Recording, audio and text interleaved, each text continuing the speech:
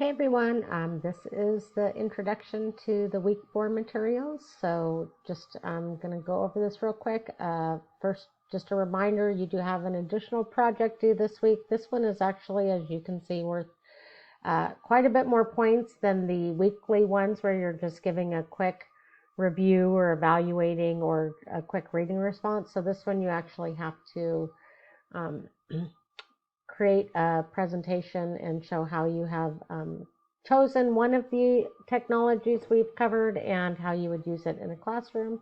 So that is due October 26th. So just giving you a heads up to make sure you make time for that. This week we're doing something really fun. I think it's looking at three-dimensional software and how do you use that for designing. So you first have to pick one to evaluate. And so this week, you can use the same software for both the discussion and the project. So you can evaluate it in this discussion forum, and then you can actually, for the project, you're asked to create a design. So it can be with the same software. So here's a list of the software that I've provided, but if you have another one that you know of or use already or someone at your school uses, and you have access to, you can do that. Ed already posted in the discussion great alternatives. So most of these are free. You download them, play around with them. Some of them you might have heard of, like SketchUp, and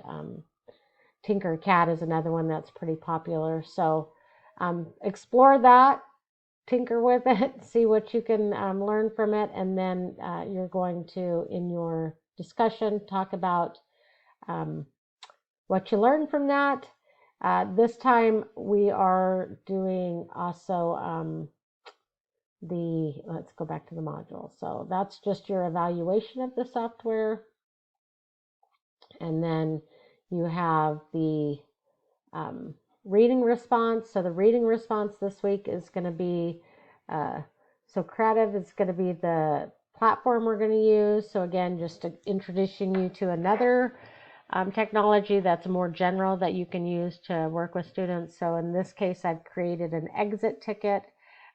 When you click on Socrative, you actually have to log in and then put in this room number, and it should bring you to this page with these 3 questions about 3D modeling. And so that's the that's the reading response for this week. Also, in order to respond to those things, there's a few resources that I'd like you to take a look at this week that talk about using 3D modeling. So harnessing the power of 3D, using models to teach science, why educators need to try 3D.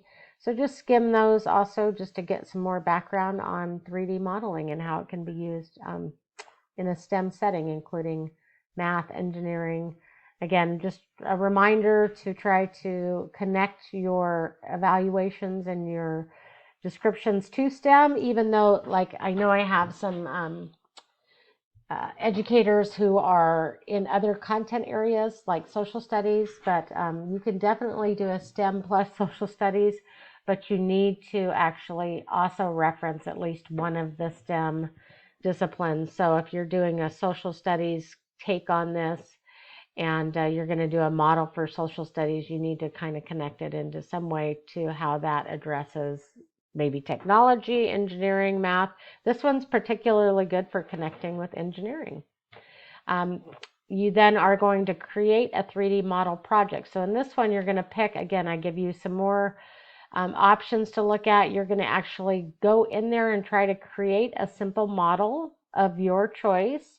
And so you can take screenshots of that. If you actually do produce like a draft of it or some sort of handwritten design, then upload that here on our project, but screenshots are welcome as well, either or.